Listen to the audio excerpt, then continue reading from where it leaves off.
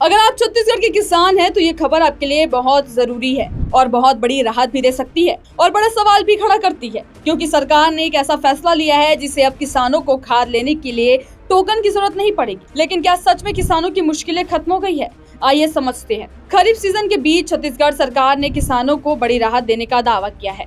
अब खाद लेने के लिए टोकन सिस्टम पूरी तरह खत्म कर दिया गया है। पहले व्यवस्था ये थी कि खाद की कमी को देखते हुए बड़े किसानों को 3 और मध्यम किसानों को 2 टोकन दिए जाते थे ताकि सभी किसानों तक खाद पहुंच सके।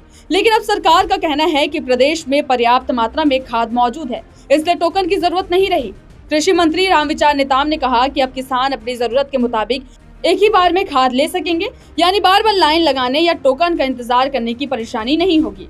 सरकार के मुताबिक अभी प्रदेश में खाद का अच्छा स्टॉक मौजूद है। आंकड़ों के अनुसार यूरिया का 87%, NPKs का 91%, MOP का 93% और MSP का 136% तक भंडारण उपलब्ध है। हालांकि DAP का स्टॉक 36% बताया गया है, लेकिन सरकार का दावा है कि जरूरत के हिसाब से आपूर्ति जारी है।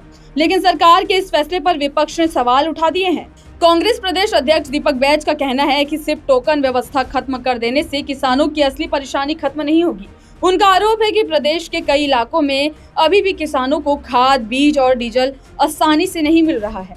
ऐसे में सरकार सिर्फ घोषणा कर रही है, जबकि जमीनी हालात कुछ और हैं।